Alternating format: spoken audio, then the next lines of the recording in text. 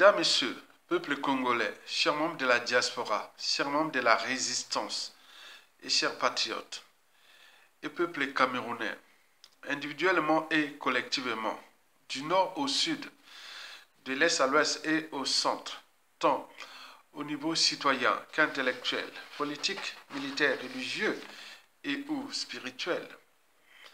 Je vous informe que l'enjeu de cette vidéo d'intérêt général est géopolitique sous-régionale, c'est-à-dire de la zone France-Afrique appelée CEMAC, Communauté économique et monétaire des États d'Afrique centrale, qui regroupe les ex-colonies françaises d'Afrique centrale, avec l'unique colonie espagnole d'Afrique, la Guinée équatoriale. C'est cette zone-là qui s'appelle la zone CEMAC, qui regroupe le Cameroun, le Congo-Brazzaville, le Gabon, la Guinée équatoriale, Sao Tomé et Principe, le Centrafrique, le Tchad. On doit avoir 6 pays, dont le Cameroun est, entre guillemets, la première économie de cette zone-là. Donc, l'élection qui se passe là, au Cameroun, nous sommes au cœur de la France-Afrique. Et donc, nous allons ici relever le débat autour des problématiques de la situation, du contexte, des enjeux et des perspectives de cette élection qui venait de se passer au Cameroun, l'élection du 12 octobre 2025. Vous le savez que historiquement, les Bamileke, ou le Bamileke professeur Maurice Kamto, avait dit qu'il avait marqué un penalty, souvenez-vous, en 2018. Et après, bon, il avait chopé 9 mois de prison. On l'avait libéré parce qu'il y avait la pression, tout ça, et on l'avait libéré. Et pourtant, au soir des élections présidentielles de 2018 au Cameroun, c'est Maurice Kamto qui avait gagné, le professeur. Un Bamileke. Mais chez nous au Congo, Sassou avait prisonnier Mokoko depuis 2016 et là il va vers sa 10e année en prison. Quoique Maurice Kamto ne s'est pas présenté dans cette élection. Aujourd'hui nous avons un Aoussa, c'est-à-dire du nord du Cameroun, qui se proclame déjà élu, ce qu'on appelle M. Isaac Chiroma. Donc il s'est dit qu'il a déjà gagné. Donc il est en train de marquer un pénalty comme le fut le cas de Maurice Kamto en 2018. Alors, M. Isaac Chiroma a-t-il marqué un pénalty à la Maurice Kamto contre Paul Biya? C'est tout le questionnement. Alors, qui est Isaac Chiroma? Avant de plus d'éclairage, je vous laisse un digne fils du Camerounais, le professeur Franklin Nyamsi, qui va vous faire quelques éclairages en 1 minute 40 ou 45 secondes. Donc on va voir qui est ce monsieur-là. Et après, j'y reviendrai pour plus d'éclairage.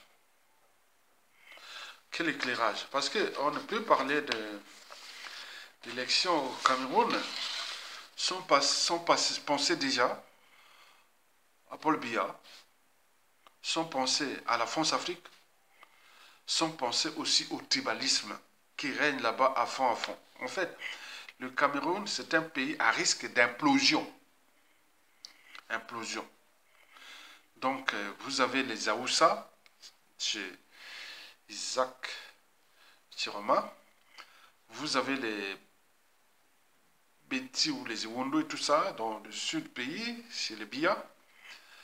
Vous avez dans l'ouest, qui est exclu, c'est-à-dire vous avez les Bassa, les Douala, je vous montre vers l'ouest, vous avez les Bamileke de Bangonte, et aussi les Bamileke de Bafoussa. Vous avez des gens de l'ouest, et vous avez tout.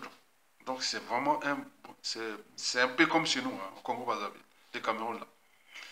Et donc ce qui se passe là-bas, donc va avoir des conséquences non seulement dans ce pays-là, qui est un pays comme les pays d'Afrique, hein, ils sont tous riches. Le Cameroun, c'est aussi trop riche, etc. Bon, donc vous imaginez. Sauf que nous sommes dans la zone France-Afrique. Et donc il faut réfléchir aux problématiques de cette élection, aux enjeux géopolitiques, c'est-à-dire l'Afrique centrale. Dans l'Afrique centrale, Sassou Nguesso ou non, Paul Biya ou non, les Camerounais et les Congolais se rencontreront. Nous sommes des Bantous. On est venu nous trouver. Ce n'est pas nous qui étions partis trouver les Blancs. Non, ils sont venus nous trouver. Et donc nous sommes chez nous. Nous sommes les hommes de forêt. Et donc parfois les hommes de forêt, ils ont des trucs dans la tête, on ne sait pas. Hein. Voilà, bref. Donc nous allons décrypter ça après lecture ou explication sommaire du professeur agrégé de philosophie, notre cher professeur Franquin Nyamsi. Explication. Tiroma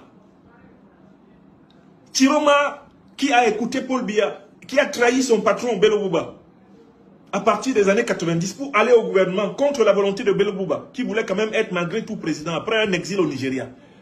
Ce Tiroma-là, qui est une marionnette de Biya, qui a juré ici devant tout le monde qu'il va accompagner Paul Biya jusqu'à la fin de sa carrière politique. C'est-à-dire qu'il accompagne Paul Biya jusqu'à ce que celui-ci meure, étant encore président de la République.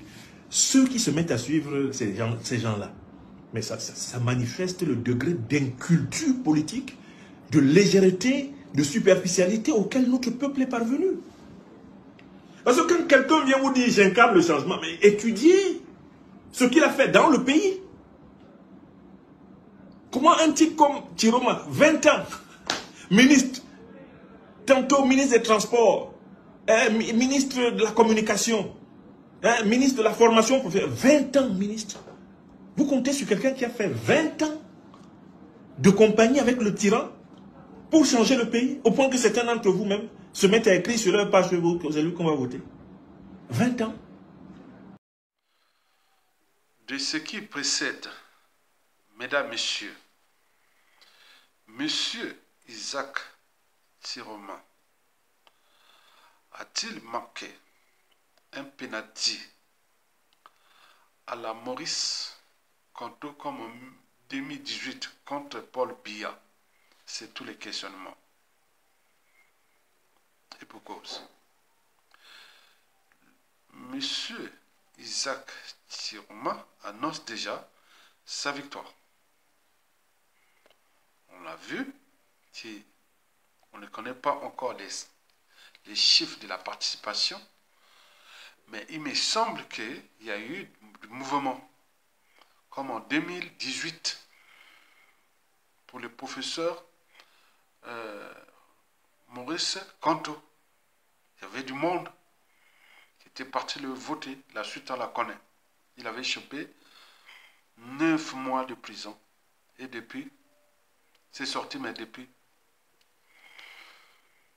Chez nous au Congo, en 2016, le général Mokoko avait gagné comme ça. On avait vu le mouvement. Mais à la fin, bon, au final, bon, on l'avait dit que Mokoko avait gagné à 60%. 62%, on donnait les chiffres. Au final, Sassou Nguesso a donné 13%. Et lui, il prend la place de Mokoko, il dit qu'il a 60%. Voilà. Donc, vous voyez ça. Paul Biya fut pareil en 2018, comme bien avant. On est bien d'accord. Donc, avec l'indicateur France-Afrique, là, quand il n'y a pas encore les résultats, s'il n'y a pas encore changement de régime, il ne faut pas vendre la peau de l'ours avant de l'avoir battu. Donc, monsieur Isaac Tiroma annonce que, bon, ben, il y a eu, voilà, un mouvement. Hein. Donc, il dit qu'il a gagné. Partout on dit, ses partisans, tout le monde le dit. Les partisans de Biya aussi ont dit qu'il a gagné, même la France-Afrique. Ils disent que Biya, voilà, donc c'est comme ça. Donc, vous imaginez. Et donc, suite à ça, nous allons réfléchir pour voir le décor et l'envers du décor de cette affaire qui arrive. Vous savez qu'il y a un risque d'implosion du Cameroun. Un risque de coup d'État militaire, soit France-Afrique, et ou patriotique, comme si c'est passé, ou révolutionnaire, comme si c'est passé au Mali, au Burkina Faso, au Niger. Donc il y a trop de tensions en cours là. Et donc nous allons décrypter ça parce qu'il y aura des conséquences chez nous, parce que nous sommes liés, c'est l'Afrique centrale, l'économie d'Afrique centrale, la CEMAC et tout compagnie. Donc il faut suivre avec attention parce que ça se va partir. De toute façon, il partira. Biya pareil. Mais nous allons nous retrouver soit avec cette zone qu'on appelle CEMAC ou créer notre organisation et qui sera hors ces organisations qui sont financées par la... On connaît bien hein, l'Union africaine, la CEMAC, la SADC, l'UMOAO, tout ça, voilà, donc la CEDEAO, tout ça. Vous voyez ces trucs-là qui ont amené la merde en Afrique. Et donc nous allons un peu comprendre quelles sont les problématiques, les enjeux et les perspectives. D'abord, les problématiques de cette élection comparée à celle de 2018. Vous savez que Paul Biya a 92 ans, donc s'il passe là, ce sera son 8e mandat, vous imaginez. Donc historiquement, pendant ces 8e mandats-là, lui, il était le meilleur, donc dans une dictature. Un dictateur, c'est un despote qui exerce le pouvoir à longueur des années, sans qu'aucune loi ni institution ne les limite dans le temps. Autrement dit, ça ne s'arrête pas, ça ne s'arrêtera jamais, tant que le peuple ne relève pas le défi. Et le défi, c'est soit la rue, la révolte, ou un coup d'État, militaire, salutaire ou non, ou jumelé entre le peuple et les armées. Au regard de la configuration sociopolitique et militaire du Cameroun, bon, il peut y avoir un mouvement de la rue, mais je pense que s'il y a un mouvement, ce sera plutôt un coup d'État militaire, soit France-Afrique et ou... quoique, il faut voir maintenant, analyser la situation. Mesdames, Messieurs, peuple congolais, chers membres de la diaspora, peuple camerounais, individuellement et collectivement, du nord au sud, de l'est à l'ouest et au centre, tant au niveau citoyen qu'intellectuel, politique, militaire, religieux et ou spirituel. Je vous informe que, quels que soient les enjeux, ma conscience sera toujours au-dessus de l'appartenance, ce que j'ai défini moi, ma liberté de conscience. Donc quand j'analyse la situation camerounaise, je n'ai aucun parti pris, ni pour les Biya, ni pour les Isaac Tiroma, ni pour... Non, non, non. Je parle comme quelqu'un de neutre, un Congolais, un Bantou. Je suis un Bantou, un pire Bantou, de souche. Et donc, c'est ça. Et donc, nous allons réfléchir, comme les Bantous. Hein? Ok, très bien. D'abord, les problématiques de cette élection. J'en ai sélectionné pour vous 3 problématiques. La première problématique sur 3, c'est du pouvoir. Vous savez que le pouvoir doute. Le pouvoir de Paul Biya tangue, panique, etc. Méfiez-vous des apparences. Elles sont trompeuses. En apparence, c'est rien, mais en aparté, il ne sait plus distinguer le vrai du faux. Ils ont peur des risques d'implosion, du coup d'État, de France-Afrique et autres. Donc, vous imaginez. Donc, en ce moment, la problématique de cette élection, où beaucoup disent que Isaac Tiroma a gagné, qui est nomme de l'appareil de Paul Biya, etc., comme l'a dit le professeur Fonke Nyamsi. Donc, on se prépare peut-être à un tour de passe-passe. Est-ce que ce tour de passe-passe-là sera à l'avantage de l'ancien régime, au détriment du peuple camerounais, et c'est tous les questionnements. Il s'agit d'un pouvoir de passation de pouvoir d'ici peu, de gré à gré, c'est tous les questionnements. Puisque pour Paul Biya, dans sa tête, c'est la dynastie. Dans sa tête, c'est la dynastie. C'est lui la conservation du pouvoir jusqu'à la dynastie. Mais est-ce que Paul Biya aura les marges de manœuvre de de la dynastie et où de conserver encore le pouvoir. C'est tout le questionnement du pouvoir. On est bien d'accord? Dans la tête de Paul Biya, c'est un dictateur. Retenez bien, c'est un dictateur. Donc, tant qu'il n'y a pas de pression, des rapports de force, etc., ils n'y céderont pas. Donc, mais là, au regard du contexte, ils risquent de voir du mouvement.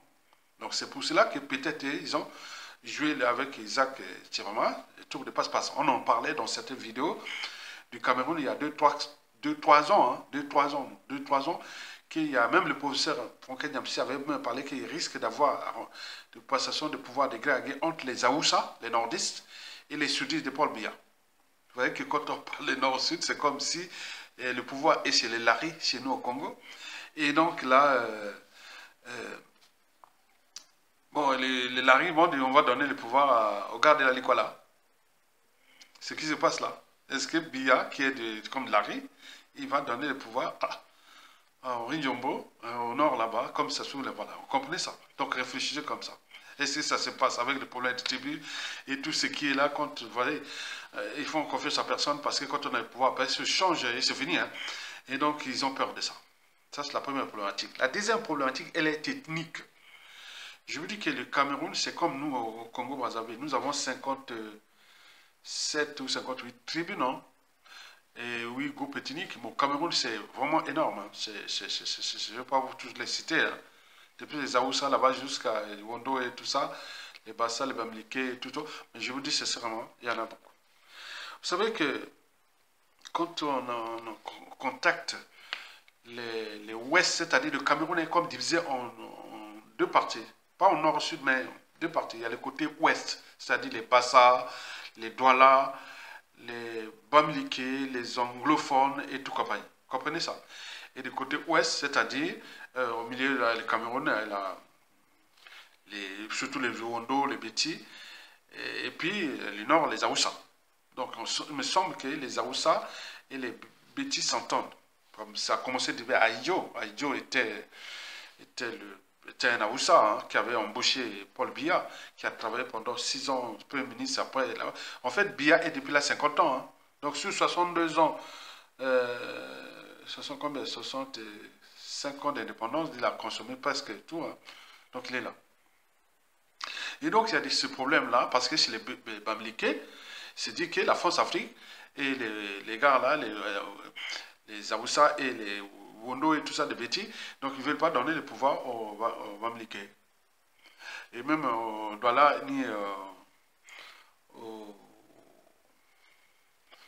Bassa et tout ça, les gars de l'Ouest là, où c'est eux qui tiennent l'économie camerounaise, c'est-à-dire depuis Douala, les Bassa, puis les Bamileke. Mais la France-Afrique ne veut pas d'un président Bamileke et où, voilà, donc on en parle comme ça, hein, comprenez ça.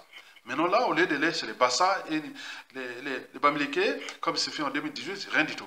Maintenant là, il veut maintenant donner à un Aoussa. Et peut-être à Aoussa, bon, il y aura peut-être compromission, tout ça. Donc, comprenez ça. Donc, il y a la France-Afrique qui est là.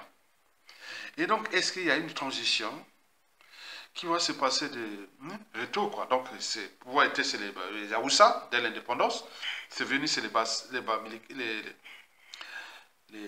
Beti, les Wondo et tout ça. Et là, il veut remettre encore aux Aoussa, en excluant les Bamileke et les Bassa et les Douala. Or que c'est eux qui tiennent l'économie camerounaise. Donc il y a un souci là. Donc il faut se questionner. Mais il y a de la France-Afrique là. Donc là, pour les problématiques. Et qu'il faut en tenir compte de cette élection là. Ben, quoique, bon, il y a comme une communion, on dit, bon, ben, écoutez, peut-être qu'on va se débarrasser des Paul Biya, des Wondo, et les Bassa, et les Beti là, ben, peut-être il repart sur les Aoussa. Aïdjo avait très bien géré au départ, hein, on dit, comme quelqu'un qui ne peut pas comparer à Paul Biya. Et donc, peut-être que par la suite, ça va revenir au Bamileke, au Bassa et au Douala, puisque l'histoire du PC, hein, on avait massacré plein de Camerounais sous la colonisation française. Beaucoup avaient fui chez nous, c'est nous qui l'avons retenu au Congo-Brazzaville. Beaucoup de Camerounais qui sont chez nous, ce sont les gens des UPC qu'on a retenus au Congo-Brazzaville à l'époque, voilà, comprenez ça. sous Yulou et tout ça. Voilà, comprenez ça. Bon, mesdames, messieurs, peuple congolais, voilà pour les problématiques. Donc, il y a d'un côté le pouvoir qui cherche faire passer ce pouvoir de gré à gré, ou par les tours de passe-passe, mais la dynastie sacrifiée, est-ce qu'il va sacrifier la dynastie? Je ne sais pas. En fonction des pressions, des rapports de force qui sont en cours. Et je dis qu'il y a risque d'implosion. Et donc, vous imaginez, deuxièmement, la problématique ethnique, ça chauffe là. Il y a risque d'implosion aussi. Mais il me semble que les Bamileke, les Douala, les Bassa et puis les anglophones là, bon, peut-être qu'ils vont tempérer aux injonctions d'Isaac Tiroma. Bon, ben, on ravit le pouvoir là-bas, après on va s'arranger après, peut-être. Et puis, la transition qui est en cours, voilà. Maintenant, analysons maintenant la situation. La situation de cette élection. Parce que là, il y a beaucoup d'enjeux là. D'abord, l'enjeu France-Afrique. C'est elle qui tire le ficelle derrière. Donc, je ne veux pas rentrer là en détail, là. La situation actuelle. Vous savez qu'en 2018, la France-Afrique n'avait pas voulu que Maurice Kamto passe Bamileke. On a plutôt laissé. Et maintenant, est-ce que il y a eu beaucoup de choses qui sont là, qui vont dire, bon, ben, écoutez, bon, ben, peut-être, je ne sais pas. La situation est là, mais je sais qu'il y a risque d'implosion. Si, et c'est le mot ça, Isaac Tiroma n'est pas, qui est déjà l'homme de l'appareil de Paul Biya, peut-être le coup va monter, va passer, bon. Et si ça ne marche pas, il y a risque de mouvement. Ça, c'est sûr. Peut-être comme ce qui s'est passé au Gabon, au 31 août 2023, avec le Nguema, et ou ce qui s'est passé au Mali, et au Burkina Faso, au Niger. C'est tous les questionnements qui arrivent là. Mais il y a des tensions en cours énormes. Vous savez que le Cameroun, c'est le pays le plus connecté de la zone France-Afrique et d'Afrique centrale. Et donc, les gens suivent ça avec attention. Ils sont vraiment, ah non, nos chansons sont les meilleures par rapport à nous au Congo, où ça soit réduit Internet à zéro. Il est en train de tuer les jeunes et tout ça. Voilà. Là-bas, non. Mais lui, il croit qu'il a tué aussi. Hein. Donc, il faut faire attention. Quel est le contexte actuel? Le contexte actuel de cette élection, hein, bon, déjà au niveau du pouvoir, bon, ils savent bien qu'ils sont à bout de souffle. Est-ce qu'on va mettre le... Non, non, parce que là, c'est des courants dégagistes des dictateurs France-africains. Donc, Paul Biya est dans cette configuration-là. Mais il y a aussi le mouvement Génération Z. Je dis que le Cameroun, c'est un pays très connecté. Internet. C'est l'avantage un peu de Paul Biya par rapport à sa zone des choses. Et donc là, Génération Z, qui est là, voilà. Les contextes France-Afrique problématiques. Où partout on dit, bon, dégagez, laissez-nous, voilà. Donc, comprenez ça. Donc, le contexte est problématique pour Paul Biya, mais également pour la France-Afrique, qui est le donneur d'ordre. Et donc, il y a juste des mouvements qui peuvent arriver à tout instant. Quant aux enjeux, ben, les enjeux ce sont déjà du pouvoir. Hein, parce que quand vous voyez que quand ça change, ça changeait. Hein, faites la lecture de la suite des indicateurs.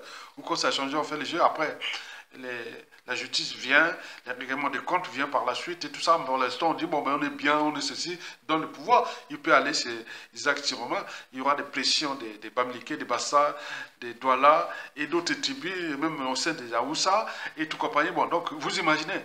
Donc, il faudra céder s'il prend le pouvoir. Donc, là, il y a attention.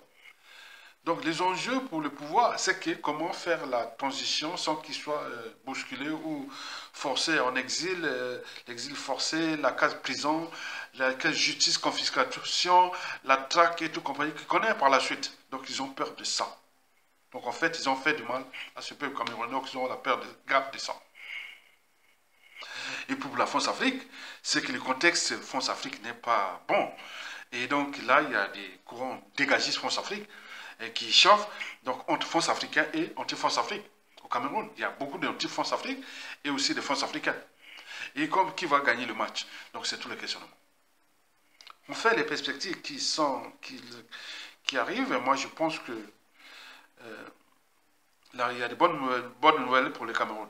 Le Cameroun, il y a des bonnes nouvelles qui vont arriver. Mais par contre, pour la France-Afrique et les pouvoirs en place, c'est problématique. Donc c'est à nous, peuple congolais, de réfléchir et de voir la situation du Cameroun et les comprendre par rapport à nous, parce que d'ici peu, peut-être, il y aura un coup d'État de type Olingi Nguema, un coup d'État de palais, ou à défaut, peut-être des passations de pouvoir de gré à gré. On dit, bon, Isaac, sûrement a gagné, mais ils sont, voilà, donc ils vont certains garder les appareils de compromission, ils vont négocier, on te derrière, parce que beaucoup de choses se passent en ce moment. Donc, mais ça tient un temps donné. Hein. Après, la nature répond ces choses, quoi. Après, vous voyez déjà ça. Mais d'ici peu, hein, je pense, d'ici 2035, on aura un président au Cameroun qui sera Bamileke et ou de l'Ouest. Ça, c'est sûr et certain. À bientôt. Likez, partagez et soutenez la résistance. Tokolonga. Bientôt.